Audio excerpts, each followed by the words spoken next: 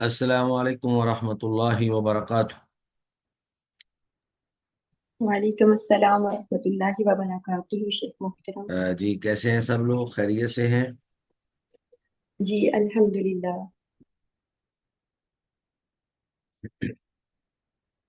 یہ ذرا لنک بھیج دیں ڈسکشن والے گروپ میں بھی کہ جلدی جلدی سب لوگ آ جائیں۔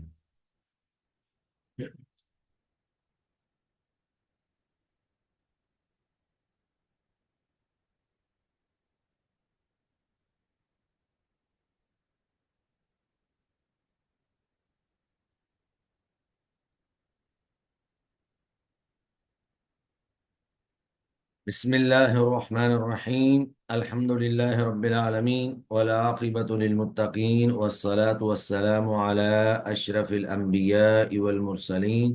وعلی آلہ واصحابہ اجمعین، اما بعد۔ مڈ ٹرم سے پہلے ہم باب الجنائز،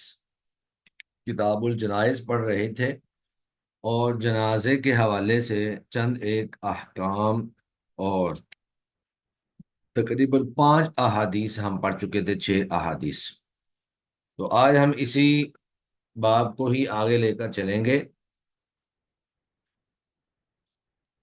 جنازے کے حوالے سے ایک بات یہ ہے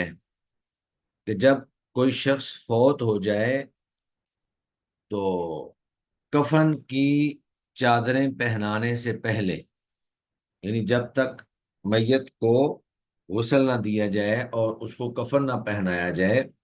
تو اس سے پہلے پہلے اس کو ڈھانپنے کے لیے کوئی بھی دھاری دار چادر یا کوئی بھی بیل بوٹے والی چادر جو ہے وہ اس کے اوپر ڈالی جا سکتی ہے، اس کو ڈھانپا جا سکتا ہے، کیونکہ کفن تو سفید چادروں میں ہی دیا جاتا ہے اور یہی افضل اور بہتر ہے۔ لیکن جب تک کفن نہ دیا جائے اس وقت تک اس کو دھاری دار یا بیل بوٹے والی چادر سے ڈھانپنا بھی جائز ہے۔ سیدہ عائشہ رضی اللہ تعالی عنہا سے روایت ہے، وعن عائشہ رضی اللہ عنہا، سیدہ عائشہ رضی اللہ عنہا سے روایت ہے، ان النبی صلی اللہ علیہ وآلہ وسلم، بے شک نبی کریم صلی اللہ علیہ وآلہ وسلم، حین توفیہ، جب آپ وفات پا گئے، جب آپ کو فوت کر لیا گیا، سجیا، تو آپ کو ڈھانپ دیا گیا، بے برد حباراتا یا حباراتن، دونوں طرح کے یہاں پر اعراب موجود ہیں، اس کو منصرف پڑھیں یا غیر منصرف پڑھیں۔ تو بے بردی ایسی چادر کے ساتھ، حبارتا یا حباراتن جو کہ یمن کی دھاری دار چادر تھی۔ تو حبارہ ایسی چادر جو دھاری دار ہو، جس کے اوپر بیل بوٹے وغیرہ بنے ہوئے ہوں۔ تو اس حدیث سے ہمیں جو باتیں معلوم ہوتی ہیں ان میں سے ایک یہ ہے کہ میت کو دھاری دار چادر سے ڈھانپا جا سکتا ہے، اور یہ بات بھی ثابت ہوئی کہ کفن سے پہلے میت کو ڈھانپ کر ہی رکھنا چاہیے، میت جو ہے وہ کھلی نہ پڑی ہوئی ہو۔ اور اس حدیث سے ہمیں یہ بات بھی معلوم ہوئی کہ نبی مکرم صلی اللہ علیہ وآلہ وسلم پر بھی موت وارد ہوئی، کیونکہ آپ صلی اللہ علیہ وسلم کی موت پر آپ کے ساتھ وہ سارے معاملات کیے گئے جو ایک میت کے ساتھ کیے جاتے ہیں۔ آپ کو غسل دیا گیا، آپ کو کفن پہنایا گیا،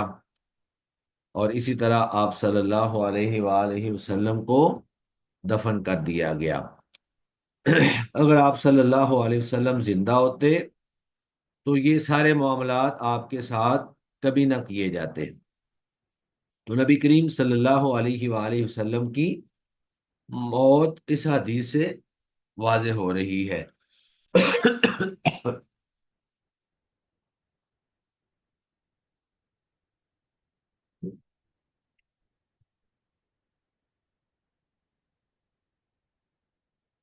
اس کے بعد اگلی حدیث بھی سیدہ عائشہ رضی اللہ تعالی عنہا سے مروی ہے، وعنہا، सैयदा आयशा से ही रिवायत है, अन्ना अबा बकर सिद्दीक, बेशक सैयदुना अबू बकर सिद्दीक रजी अल्लाह ताला अन्हु ने क़ब्बल नबी सल्लल्लाहु अलैहि वसल्लम बअद मौतिही, आप सल्लल्लाहु अलैहि वसल्लम को बोसा दिया बाद मौतिही, आपकी मौत के बाद। तो असल में हुआ ये था कि जिस दिन आप सल्लल्लाहु अलैहि वसल्लम की वफ़ात हुई, आप उस दिन सुबह के वक़्त बिल्कुल बेहतर हालत में थे। तो सैयदना अबू बकर सिद्दीक रजी अल्लाह ताला अन्हु आपकी बीमारी के दिनों में मदीना में ही ठहरे हुए थे, कहीं बाहर नहीं जाते थे, आप सल्लल्लाहु अलैहि वसल्लम के करीब करीब ही रहते थे। उस दिन आपने देखा कि आप कुछ बेहतर हैं, तो सैयदना अबू बकर सिद्दीक रजी अल्लाह ताला अन्हु कुछ मुतमईन हो गए और मदीना से बाहर सख के मकाम पर वाक़ अपने घर में तशरीफ ले गए। और फिर उसी दिन चाश्त के वक़्त आप सल्लल्लाहु अलैहि वसल्लम की वफ़ात हुई। चुनाचे सैयदना अबू बकर सिद्दीक रजी अल्लाह ताला अन्हु इत्तला पाते फौरी ही पहुंचे और आप सल्लल्लाहु अलैहि वसल्लम के घर में दाखिल हुए और आपके जस्ते मुबारक को देखा कि वो एक चादर से ढांपा हुआ था। तो आप रजी अल्लाह ताला अन्हु ने उस चादर को साइड पे किया, चादर को हिटाया और आप सल्लल्लाहु अलैहि वसल्लम का बोसा लिया और फरते गम और मोहब्बत से रो पड़े। तो इस हदीस से ये बात मालूम होती है कि मैयत का बोसा लिया जा सकता है, मैयत का बोसा लिया जा सकता है, लेकिन इसके लिए शर्त ये है कि उसका बोसा लेना किसी के लिए जायज़ हो, यानी वो उस मैयत उस बोसा लेने वाले का महरम हो और जिंदगी के अंदर भी उसका बोसा लेना जायज़ हो। जैसे बीवी है, औलाद है, या मर्द की मैयत का बोसा कोई भी ले सकता है। लेकिन अगर कोई गैर महरम औरत है तो गैर महरम औरत का बोसा ना कोई मर्द ले सकता है, ना औरत किसी गैर महरम मर्द का बोसा ले सकती है मैयत का। यानी जिंदगी में जिस शख्स का बोसा लेना किसी शख्स के लिए जायज और हलाल था, मरने के बाद भी उसका बोसा लेने में कोई हर्ज वाली बात नहीं है। और इससे ये बात भी मालूम हुई कि मैयत अपने जाहिर के एतबार से पाक होती है। यानी ऐसा नहीं है कि मैयत जो है उसको नजस समझा जाए और उसको अगर कोई बोसा लेना चाहे तो ना ले सके कि जी ये नापाक है, ऐसी बात नहीं है। मैयत अपने जाहिर के एतबार से पाक होती है। हुक्मन उसको गुस्ल दिया जाता है, जो अल्लाह ताला का हुक्म है, नबी करीम सल्लल्लाहु अलैहि वसल्लम का हुक्म है। और फिर जब कोई शख्स फौत हो जाए तो उसका सबसे पहले कर्ज जो है वो अदा करना चाहिए। कुरान मजीद में जगह जगह जहां पर वरासत के अहकाम बयान किए गए हैं, वहां पर मिन बाद वसीयत यूसा बिहा और दईन, वहां पर वसीयत और दैन दोनों की अदायगी का हुक्म, कि वरासत की तकसीम से पहले मैयत की वसीयत को भी पूरा किया जाए और उसका कर्ज भी अदा किया जाए। अब मैयत की वरासत को देखा जाएगा। अगर तो उसका तरका और उसका माल इतना है कि उसमें से उसका कर्ज अदा कर दिया जाए, तो उसमें से उसका कर्ज अदा किया जाएगा। और अगर वो माल इतना छोड़कर नहीं गया जिससे कर्ज की अदायगी मुमकिन हो, तो फिर उसके वरासा उसका कर्ज अदा करेंगे।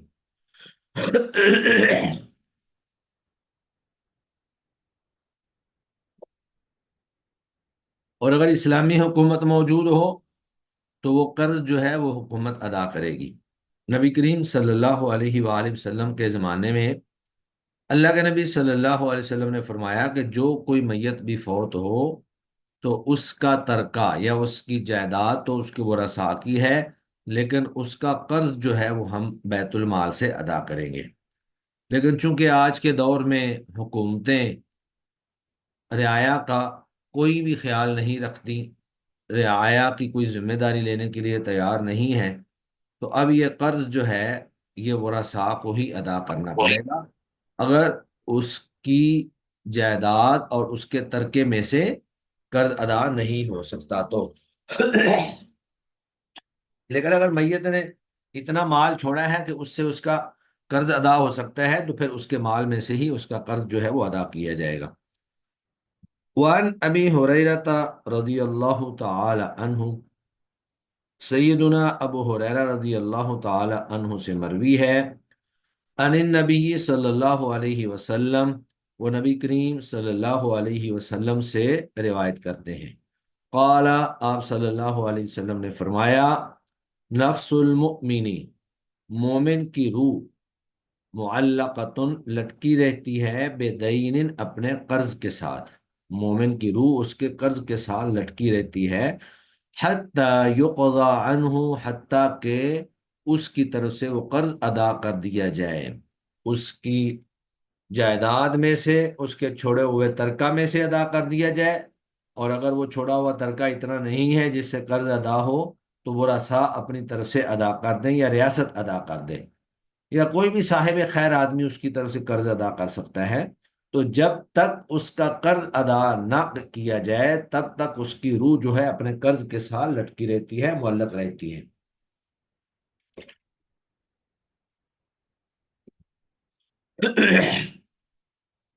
ہاں، اس کا ایک طریقہ یہ بھی ہو سکتا ہے کہ جو قرض لینے والا ہے وہ معاف کر دے، یعنی وہ معاف بھی کر سکتا ہے، لیکن اگر وہ معاف نہیں کرتا تو پھر قرض ادا کرنا انتہائی ضروری ہے۔ رواہ احمد و ترمزی و حسنہ، اس حدیث کو امام احمد اور امام ترمزی نے روایت کیا ہے، اور امام ترمزی رحمہ اللہ نے اس حدیث کو حسن قرار دیا ہے۔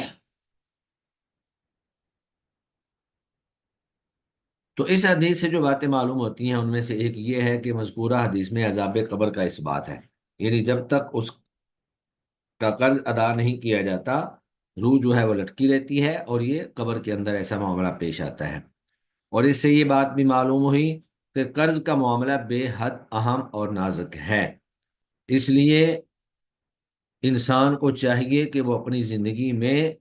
قرض نہ لے، اور اگر انتہائی مجبوری کی حالت میں لینا پڑ جائے تو کوشش کرے کہ اس کو اپنی زندگی کے اندر اندر ہی ادا کر دے، تاکہ اس کی روح کو کوئی بھی تکلیف اس قرض کی وجہ سے نہ ہو سکے۔ اور اس سے یہ بات بھی معلوم ہوئی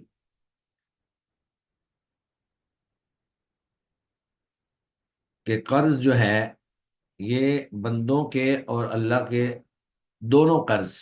اس میں شامل ہیں، یعنی قرض کو دونوں قرض شامل ہیں، یعنی اگر کسی شخص کا کوئی قرض تھا تو وہ اس کی ادائیگی بھی ضروری ہے، اور اگر اللہ تعالیٰ کا قرض کسی کے ذمہ تھا تو اس کی ادائیگی بھی ضروری ہے۔ اللہ کا قرض کیا ہے؟ وہ زکوٰۃ ہے، وہ فرض مال ہے جو اللہ تعالیٰ نے ہر مسلمان پر فرض کیا ہے۔ تو اگر کسی کے ذمے زکوٰۃ تھی اور وہ ادا نہیں کر سکا تو اس کا قرض بھی ادا کیا جائے گا، اس کی زکوٰۃ بھی ادا کی جائے گی۔ اور نبی کریم صلی اللہ علیہ وسلم نے فرمایا کہ اللہ کا قرض ادا کیا جانا یہ زیادہ مستحق ہے، یعنی زیادہ حق یہ ہے کہ اللہ کا قرض بھی ادا کیا جائے۔ تو قرض جو ہے وہ انسانوں کا ہو یا قرض اللہ کا ہو، فرضی قرض جو ہے، اسی طرح اگر کسی شخص نے کوئی نظر ماننی ہو تو اس کی نظر کو پورا کرنا چاہیے، اس طرح اگر کوئی شخص جو ہے وہ وصیت کر جائے تو اس کی وصیت کو بھی پورا کرنا چاہیے۔ اب سوال یہ پیدا ہوتا ہے کہ اگر کوئی شخص محرم، محرم یعنی احرام باندھنے والا، جس نے حج یا عمرے کا احرام باندھا ہے، اور وہ اپنے اسی سفر کے اندر، اسی مبارک اور مقدس سفر میں ہی فوت ہو جائے، تو اس کو کیسے غسل دیا جائے گا یا اس کو کیسے کفن پہنایا جائے گا؟ وعن ابن عباس رضی اللہ عنہما، سیدنا عبداللہ بن عباس رضی اللہ عنہما سے روایت ہے، ان نبی صلی اللہ علیہ وآلہ وسلم، بے شک نبی کریم صلی اللہ علیہ وآلہ وسلم نے، قال فرمایا، فی الذی، اس شخص کے بارے میں، سقط عن راحلتہ، جو اپنی سواری سے گر گیا تھا۔ تو یہ حجۃ الوداع کے موقع پر میدان عرفہ میں ایک شخص، ایک صحابی جو ہے وہ اپنی سواری سے گر گئے اور ان کی گردن ٹوٹ گئی، جس سے موقع پر ہی ان کی موت واقع ہو گئی۔ تو اللہ کے نبی صلی اللہ علیہ وسلم سے اس کے بارے میں پوچھا گیا کہ اب اس کا ہم کیا کریں؟ فماتا، پس وہ فوت ہو گیا۔ تو آپ نے فرمایا اغسلوہ بماء وسدر، اس کو غسل دو پانی کے ساتھ اور بیری کے پتوں کے ساتھ۔ تو بیری کے پتے جو ہیں یہ دراصل اس دور میں بطور صابن کے استعمال ہوتے تھے، یعنی اس وقت چونکہ صابن زیادہ نہیں تھے یا صابن ہوتے ہی نہیں تھے، تو بیری کے پتوں کو اگر پانی کے اندر ملا دیا جائے اور پانی کو ابالا جائے تو وہ پانی جو ہے وہ صفائی کے لیے بہترین کام کرتا ہے۔ تو آپ نے فرمایا اغسلوہ بماء وسدر، اس کو غسل دو پانی کے ساتھ اور بیری کے پتوں کے ساتھ۔ وَكَفِّنُوهُ فِي ثَوْبَيْهِ، اور اسے کفن پہنا دو، فی ثوبیہ، اس کے دو کپڑوں میں، یعنی دو کپڑے جو اس نے احرام کے باندھے ہوئے ہیں، احرام کے دو کپڑوں میں ہی اس کو کفن دے دو، اس کو الگ سے کفن پہنانے کی ضرورت نہیں ہے، کیونکہ دیگر روایات میں ہے کہ جو شخص حج یا عمرہ کرنے کے لیے جا رہا ہو اور وہ اپنے احرام کی حالت میں ہی فوت ہو جائے تو کل قیامت کو وہ شخص انہی کپڑوں میں، اپنے احرام کے کپڑوں میں ہی لبیک پکارتا ہوا اٹھے گا قیامت کے دن۔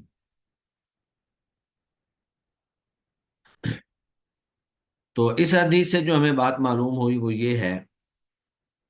کہ وقوف عرفہ کے دوران بھی علماء سے کوئی مسئلہ پوچھا جا سکتا ہے، اور اس سے یہ بھی بات معلوم ہوئی کہ نبی کریم صلی اللہ علیہ وسلم کے دور میں بھی اس طرح کے حادثے پیش آ جایا کرتے تھے، جس طرح اس صحابی کے ساتھ یہ حادثہ پیش آیا۔ اور اس سے یہ بات بھی ثابت ہوئی کہ میت کو غسل دینا واجب ہے، اور یہ غسل احرام والے کو بھی، محرم کو بھی دیا جائے گا۔ باقی اگر ایسی کیفیت پیدا ہو جائے کہ پانی نہ مل رہا ہو تو پھر میت کو تیمم کروا کے دفن کر دیا جائے گا، اور پانی مہیا ہونے کے انتظار میں میت کو خراب نہیں ہونے دیا جائے گا۔ ایسا نہیں ہونا چاہیے کہ پانی کی تلاش میں نکل کھڑے ہوں لوگ اور دور دور تک جائیں اور میت تب تک خراب ہو جائے۔ تو اگر غسل کے لیے پانی نہیں ہے تو جس طرح زندگی کے اندر پانی موجود نہ ہو تو غسل اور وضو دونوں کا متبادل تیمم ہے، اسی طرح میت کے غسل کا متبادل بھی تیمم ہے، تو اسے تیمم کروا کے دفن کر دیا جائے گا۔ اور اس سے یہ بات بھی معلوم ہوئی کہ پانی کے اندر کسی پاک چیز کے مل جانے سے پانی کی طہارت تبدیل نہیں ہوتی، وہ طاہر کا طاہر اور پاک کا پاک ہی رہتا ہے، جس طرح کے بیری کے پتوں کو پانی میں ملانے سے وہ طاہر اور پاک ہی رہا۔ اور اس سے یہ بات بھی معلوم ہوئی کہ بیری کے پتوں کے ساتھ میت کو غسل دینا یہ مشروع ہے، اور اس کا استعمال احرام والے کے لیے بھی جائز ہے۔ میت کو غسل دینا اور اس کی تکفین کرنا یہ فرض کفایہ ہے، یعنی اگر کچھ لوگ اس کی ادائیگی کر دیں گے تو باقی لوگوں کی طرف سے بھی ادائیگی ہو جائے گی، اور اگر کوئی بھی اس کی ادائیگی کے لیے تیار نہ ہو تو پھر سارے لوگ مسلمان جو ہیں وہ گناہ گار ہوں گے کہ وہ اپنے مسلمان بھائی کو غسل اور کفن نہیں دے رہے۔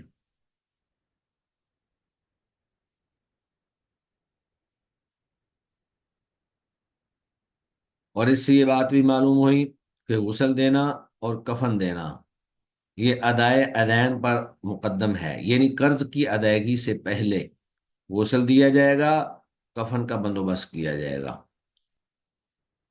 یعنی اللہ کے نبی صلی اللہ علیہ وسلم قرض کے بارے میں جنازہ پڑھاتے وقت پوچھتے تھے، یعنی یہ نہیں کہ غسل دینے سے پہلے پوچھتے جی اس نے قرض دینا ہے کہ نہیں دینا، اگر اس کا قرض ہے تو اس کو غسل نہ دیا جائے جب تک اس کا قرض ادا نہ کر دیا جائے یا کوئی شخص اس کی ذمہ داری نہ لے لے، تو ایسی بات نہیں ہے، غسل دے دیا جائے گا، کفن پہنا دیا جائے گا، اور نماز جنازہ سے پہلے پہلے اعلان کر دیا جائے گا کہ جس کا بھی لین دین ہے وہ اس کے ورثاء سے رابطہ کر لیں۔ اور محرم کو یعنی احرام باندھنے والے شخص کو احرام کی چادروں میں ہی کفن دینا مشروع ہے، اس کے لیے کفن کا تین کپڑوں پر ہونا لازم نہیں، دو کپڑے ہی اس کے لیے کافی ہیں۔ اگر میت کا ترکہ ہو تو اس میں سے ہی اس کی تجہیز و تکفین کا بندوبست کیا جائے گا۔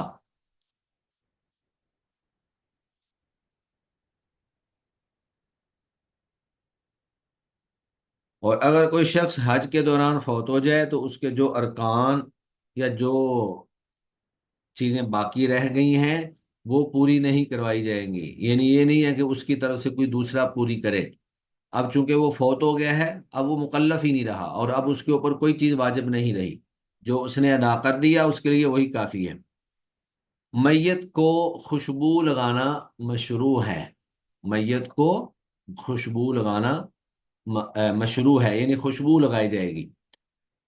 آگے اس کا تذکرہ بھی آ رہا ہے۔ ہاں البتہ اگر محرم ہو، یعنی احرام والا ہو، تو اس کو خوشبو نہیں لگائی جائے گی، کیونکہ احرام کی حالت میں خوشبو لگانا ویسے بھی منع ہے۔ اور قیامت کے دن محرم شخص اپنے احرام کے کپڑوں میں ہی لبیک پکارتا ہوا قیامت والے دن اٹھے گا۔ اس کے بعد پھر آگے ہے میت کے کپڑے اتار کر اسے غسل دینا۔ عام طور پر یہی حکم ہے کہ میت کے کپڑے اتار کر اسے غسل دیا جائے گا، لیکن شرم گاہوں کے اوپر کپڑا ڈالے رکھیں گے، شرم گاہ کے اوپر کپڑا ڈالے رکھیں گے، سطر والی جگہ جو ہے اس کو ننگا نہیں کیا جائے گا۔ تو جب نبی کریم صلی اللہ علیہ وآلہ وسلم فوت ہوئے تو اس وقت صحابہ کرام اس الجھن میں پڑ گئے کہ کیا آپ صلی اللہ علیہ وسلم کو بھی کپڑے اتار کر غسل دیا جائے یا انہی کپڑوں میں غسل دے دیا جائے۔ اب یہاں پر حدیث کا ابتدائی حصہ جو ہے وہ بیان کیا گیا ہے، مکمل حدیث بیان نہیں کی گئی۔ تو ہوا یوں کہ جب نبی کریم صلی اللہ علیہ وآلہ وسلم فوت ہوئے تو صحابہ کرام رضوان اللہ علیہم اجمعین آپ کے شرف و بزرگی کی وجہ سے تردد اور تذبذب میں پڑ گئے کہ کیا آپ صلی اللہ علیہ وآلہ وسلم کے کپڑے اتار کر آپ کو غسل دیا جائے یا آپ کو انہی کپڑوں میں غسل دے دیا جائے۔ تو حدیث کے اندر موجود ہے کہ اسی تذبذب میں صحابہ کرام رضوان اللہ علیہم اجمعین پر نیند طاری کر دی گئی، ان کی غنودگی کی سی کیفیت تھی، اور اسی حالت میں انہوں نے ایک غیب کی آواز سنی کہ رسول اللہ صلی اللہ علیہ وسلم کو ان کی قمیض سمیت غسل دو۔ چنانچہ صحابہ نے پھر آپ صلی اللہ علیہ وسلم کی قمیض کو نہیں اتارا، آپ کے لباس کو نہیں اتارا، اور کپڑوں کے اوپر ہی پانی ڈال کر اس کو مل کر دھو کر غسل دیا، اور آپ کے لباس کو نہیں اتارا گیا۔ اور یہ صرف آپ صلی اللہ علیہ وسلم کی خصوصیت تھی، دیگر جو بھی میت ہوں گی ان کو کپڑے اتار کر غسل دیا جائے گا۔ وعن عائشہ رضی اللہ عنہا، سیدہ عائشہ رضی اللہ عنہا سے مروی ہے، قالت انہوں نے کہا، لما ارادوا غسل النبی صلی اللہ علیہ وسلم، جب صحابہ نے ارادہ کیا نبی کریم صلی اللہ علیہ وسلم کو غسل دینے کا، قالوا تو انہوں نے کہا، واللہ اللہ کی قسم، ما ندری ہم نہیں جانتے، ہمیں نہیں معلوم، نجرد رسول اللہ صلی اللہ علیہ وسلم، کہ آیا ہم رسول اللہ صلی اللہ علیہ وسلم کے کپڑے اتاریں، کما نجرد موتانا، جس طرح کہ ہم اپنے دیگر مردوں کے کپڑے اتارتے ہیں، ام لا یا نہ اتاریں۔ الحدیث، تو یہ الحدیث لکھ کر اس کا مطلب یہ ہے کہ لا آخر الحدیث، آگے پوری حدیث جو ہے وہ میں نے آپ کو بتا دی کہ پھر ان کے اوپر غنودگی سی طاری ہو گئی اور کسی کی غیبی آواز انہوں نے سنی کہ رسول اللہ صلی اللہ علیہ وسلم کو ان کے کپڑوں کے اندر ہی غسل دو، ان کے کپڑے نہ اتارو۔ تو پھر صحابہ کرام رضوان اللہ علیہم اجمعین نے ان کو ان کے کپڑوں میں ہی غسل دیا۔ رواہ احمد و ابو داود، اس حدیث کو امام احمد اور ابو داود نے روایت کیا ہے۔ تو اس حدیث سے ہمیں یہ بات معلوم ہوئی کہ غسل دیتے وقت میت کے کپڑے اتارنا مشروع ہے، ہاں البتہ اس کے پوشیدہ اعضاء کو چھپا کر رکھا جائے گا تاکہ کسی کی نگاہ نہ پڑے، اور بغیر دوسرے کے کہے بھی قسم اٹھا سکتے ہیں، جس طرح کہ راوی نے اس حدیث کے اندر قسم اٹھائی کہ اللہ کی قسم ہمیں نہیں پتا تھا کہ ہم آپ صلی اللہ علیہ وسلم کے کپڑے اتار کر غسل دیں یا کپڑوں کے اندر ہی غسل دے دیں۔ اور آپ صلی اللہ علیہ وسلم کو کپڑوں میں غسل دینا یہ آپ کا خاصہ اور امتیاز تھا، یہ دیگر میتوں کے لیے یہ حکم نہیں ہے، یہ آپ کے لیے خاص تھا۔ اب آگے اس حدیث کے اندر غسل دینے کا طریقہ بیان کیا گیا ہے، جو سیدہ ام عطیہ انصاریہ رضی اللہ تعالی عنہا کی حدیث ہے۔ سیدہ ام عطیہ جو ہے، یہ خواتین کو غسل دیا کرتی تھی، یہ خواتین کو مدینہ کے اندر غسل دیا کرتی تھی۔ تو نبی کریم صلی اللہ علیہ وآلہ وسلم کی بیٹی سیدہ زینب رضی اللہ عنہا، ان کی 8 ہجری میں وفات ہوئی، اور ایک روایت کے مطابق حضرت عثمان رضی اللہ تعالی عنہ کی اہلیہ اور اللہ کے نبی کی بیوی، اللہ کے نبی کی بیٹی حضرت ام کلثوم، ان کی وفات ہوئی۔ دونوں طرح کے قول موجود ہیں کہ کون سی بیٹی جو ہے وہ مراد ہے۔ تو ام عطیہ جو ہیں، یہ خواتین کو غسل دیا کرتی تھی۔ بعض خواتین ایسی ہوتی ہیں جن کو اس طرح کے معاملات کے اندر مہارت ہوتی ہے، اور وہ بڑے اعتماد کے ساتھ جو ہے اس طرح کے کام کر لیتی ہیں، ورنہ عام خواتین جو ہیں وہ غسل نہیں دے سکتی، یا پھر وہ میت سے خوف زدہ ہو جاتی ہیں، یا ان کے اندر اتنی دلیری نہیں ہوتی ہے کہ وہ میت کو ہاتھ لگائیں۔ تو یہ ماشاءاللہ خواتین کو غسل دیا کرتی تھی۔ وعن ام عطیہ، سیدہ ام عطیہ رضی اللہ عنہا سے مروی ہے، قالت، انہوں نے کہا، دخل علینا النبی صلی اللہ علیہ وسلم، نبی کریم صلی اللہ علیہ وسلم ہمارے پاس تشریف لائے، وَنَحْنُ نُغَسِّلُ ابْنَتَهُ، اور ہم آپ کی صاحبزادی کو غسل دے رہی تھیں، یعنی آپ صلی اللہ علیہ وسلم کی بیٹی سیدہ زینب یا سیدہ ام کلثوم وہ فوت ہوئی، تو ان کو غسل دیا جا رہا تھا۔ تو اللہ کے نبی تشریف لائے تو آپ نے پھر طریقہ بتایا، آپ نے فرمایا، اغسلنہا، اسے غسل دو، ثلاثن، 3 مرتبہ، او خمسن، یا 5 مرتبہ، او اکثر من ذالک، یا اس سے بھی زیادہ، ان رأیتن ذالک، اگر تم اس کی ضرورت محسوس کرو۔ تو گویا کہ غسل دینے میں کم از کم 3 مرتبہ، اور اگر پھر بھی صفائی مکمل نہ ہو تو پھر طاق عدد کا لحاظ رکھتے ہوئے 5 مرتبہ، اور اگر پھر بھی ضرورت محسوس ہو کہ مزید صفائی کی ضرورت ہے تو پھر 7، 9، یعنی طاق عدد کا لحاظ رکھا جائے گا۔ تو ان رأیتن ذالکا یہاں پر ضرورت کے تحت ہے، تو ضرورت کے تحت زیادہ مرتبہ بھی غسل دیا جائے گا، لیکن طاق عدد کا لحاظ رکھ کر۔ کیسے غسل دو؟ بماء و سدرین، پانی کے ساتھ اور بیری کے پتوں کے ساتھ۔ تو غسل دے، اور آخری مرتبہ تم نے کیا کرنا ہے، وَجْعَلْنَ فِي الْأَخِيرَةِ، اور آخری مرتبہ میں جب آخری مرتبہ پانی بہاؤ تو ڈال لو فی الأخیرۃ، آخری مرتبہ میں، کافورن، پانی میں کچھ کافور۔ تو کافور جو ہے یہ ایک خوشبو کا نام ہے، اور آج کل بھی یہ کافور کی ٹکیاں مل جاتی ہیں، جب بھی کسی میت کو غسل دیا جاتا ہے تو کافور کی ٹکیاں آرام سے بازار سے مل جاتی ہیں۔ اور شیء من کافور، یا کافور کا کچھ حصہ، یعنی فل کافور کر لو یا کافور کا کچھ حصہ، یعنی کچھ کافور اس میں ڈال لو پانی میں۔ فلما فرغنا، جب ہم آپ کی بیٹی کو غسل دے کر فارغ ہو گئیں، آذناہ، تو ہم نے آپ کو اطلاع دی، فَأَلْقَى إِلَيْنَا حِقْوَتَهُ، تو آپ نے اپنا تہبند ہمیں دیا، فَأَلْقَى إِلَيْنَا حِقْوَتَهُ، آپ نے اپنا تہبند، یعنی ازار بند، تہبند جو ہے نیچے والا کپڑا جو ہے وہ آپ نے ہمیں دیا، اور اس کا مقصد یہ تھا کہ اس اللہ کے نبی کا کپڑا جو ہے اس سے آپ کی بیٹی کو برکت حاصل ہو۔ فقال، آپ صلی اللہ علیہ وسلم نے فرمایا، اشعرنہا ایاہو، اس کپڑے کو آپ کے جسم کے ساتھ لگا دو، یعنی سب سے نیچے والا کپڑا جو ہے وہ میرے اس تہبند کو بنا دو، اور اس کے اوپر باقی جو آپ نے کفن کے کپڑے پہنانے ہیں وہ اس کے اوپر پہنانا، سب سے نیچے جو ہے یہ ہونا چاہیے جو اس کے جسم کو لگ جائے۔ متفقن علیہ، یہ حدیث متفقن علیہ ہے۔ اور فی روایت، اور ایک روایت کے الفاظ یہ ہیں، یعنی غسل کے طریقے میں یہ چیز بھی ذہن میں رہے کہ ابدأنا بمیامنہن، تم غسل دائیں جانب سے شروع کرنا، ابدأنا، شروع کرنا، بمیامنہن، دائیں جانب سے، ومواضع الوضوء منہا، اور اس کے وضو کے اعضاء سے، مقامات وضو سے، یعنی غسل دینے سے پہلے پورا وضو کروایا جائے گا، اور وضو میں جس طرح پہلے دائیں ہاتھ کو دھوتے ہیں پھر بائیں کو،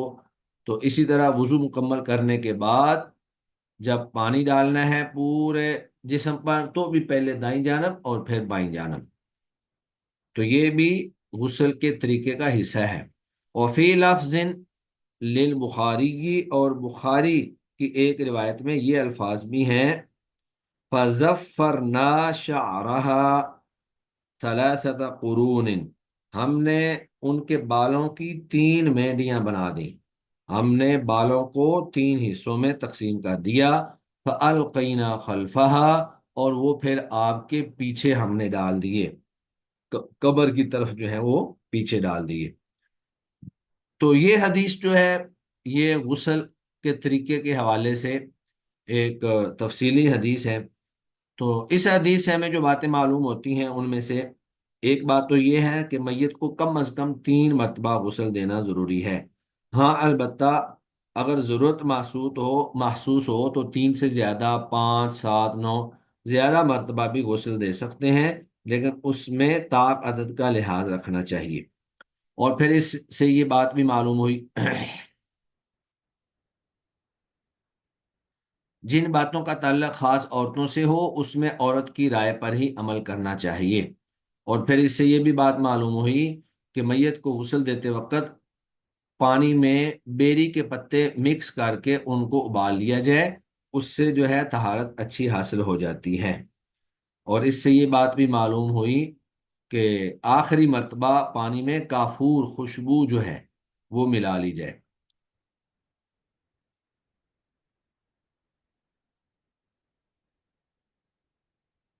اور اس سے یہ بات بھی معلوم ہوئی کہ غسل دیتے وقت ابتدا دائیں اعضاء سے ہونی چاہیے، اور اس میں بھی پہلے وضو کے مقامات دھو جائیں۔ وضو کے مقامات جیسے چہرہ ہے، دونوں ہاتھ ہیں، سر ہے، دونوں پیر پاؤں ہیں، تو یہ ساری چیزیں جو ہیں۔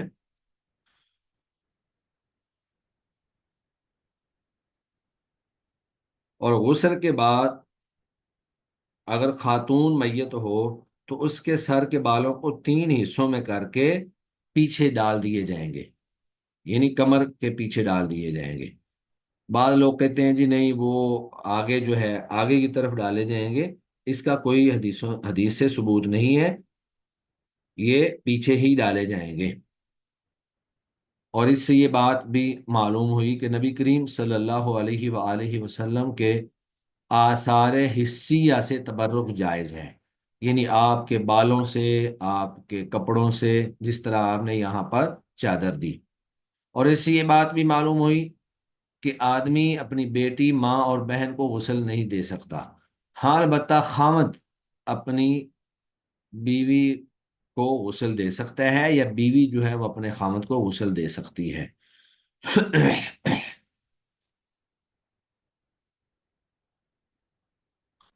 تو یہ احکام اس حدیث مبارکہ سے ہمیں معلوم ہوئے۔ اس کے بعد ہے میت کو کفن دینے کے احکام، کہ میت کو جو کفن دیا جائے گا وہ کس طرح کا ہوگا۔ وعن عائشہ رضی اللہ عنہا قالت، سید عائشہ رضی اللہ عنہا سے مروی ہے، انہوں نے کہا، کفنا رسول اللہ صلی اللہ علیہ وسلم، اللہ کے نبی صلی اللہ علیہ وسلم کو کفن دیا گیا، فی ثلاثت اثواب، 3 کپڑوں میں، بیزن سفید، یعنی کفن کا کپڑا جو ہے وہ سفید ہونا چاہیے، سحولیت، سحولی کپڑوں میں۔ تو یہ سحولی کپڑے یہ دراصل یمن کے بنے ہوئے، یہ جو سحول ہے یہ یمن کے ایک قصبے یا بستی کا نام ہے، اور جو کپڑا وہاں سے بن کر آتا تھا اس کو سحولی کپڑا کہا جاتا تھا۔ جیسے ہم کہتے ہیں جی یہ جاپانی کپڑا ہے، یہ جی امریکن کپڑا ہے، تو سحولی یمن کی بستی کے سحولی سفید کپڑوں میں، من کرسف، روئی سے، یہ روئی سے بنائے جاتے تھے، سوتی کپڑے ہوتے تھے، لیس فیہا قمیص ولا عمامت، اور ان 3 کپڑوں میں نہ تو قمیص تھی اور نہ ہی امامہ تھا، یعنی سلا ہوا کوئی کپڑا نہیں تھا، تینوں چادریں تھیں۔ متفق علیہ، اس حدیث کو بخاری مسلم دونوں نے روایت کیا ہے۔ تو اس حدیث سے ہمیں یہ بات معلوم ہوتی ہے کہ میت مرد کو 3 کپڑوں میں کفن دیا جائے گا، اور یہ تینوں کپڑے جو ہیں تینوں بڑی چادریں ہوں گی۔ پہلے ایک چادر کو لپیٹا جائے گا، پھر دوسری کو لپیٹا جائے گا، اور اس کے بعد تیسری کو اوپر لپیٹ دیا جائے گا۔ اور یہ چادریں آدمی میت کے قدموں سے اور سر سے لمبی ہونی چاہیے، یعنی چادر جو ہے وہ قدموں کی طرف سے بھی اضافی ہو اور سر کی طرف سے بھی اضافی ہو۔ اور پھر تین جگہ پر درمیان میں گریں لگا دی جائیں گی ایک اضافی کپڑے کے ساتھ، یعنی پٹیاں بنا کر کفن کے بالکل درمیان میں، پھر اسی طرح قدموں کے پاس اور پھر سر کے قریب، تو اس کو باندھ دیا جائے گا تاکہ جب قبر میں اٹھا کر رکھتے وقت کفن کو پکڑا جائے تو میت جو ہے وہ ننگی نہ ہو اور کفن کا کپڑا جو ہے وہ اترے نہ۔ لیکن جب اس کو قبر میں ڈال دیا جائے گا تو پھر یہ تینوں گریں جو ہیں یہ کھول دی جائیں گی، پھر یہ تینوں گریں کھول دی جائیں گی۔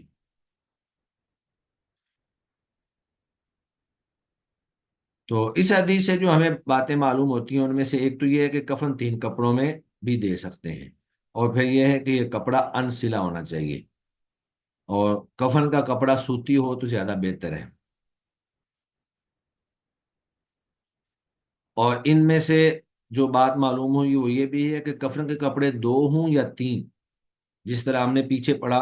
کہ محرم جو احرام باندھے ہوئے شخص فوت ہو جائے اس کو احرام کی دو چادروں میں ہی کفن دیا جاتا ہے۔ تو کفن کے کپڑے دو ہوں یا تین، ان میں کوئی بھی کپڑا سلا ہوا نہیں ہونا چاہیے، جیسے قمیض یا امامہ سلا ہوا کوئی کپڑا نہیں ہوگا، صرف سادہ کھلی چادریں ہوں گی۔ تو جو لوگ آج کل پانچ کپڑوں میں کفن کے قائل ہیں ان کے پاس کوئی دلیل نہیں ہے، جمہور کا یہ قول ان کے خلاف ہے۔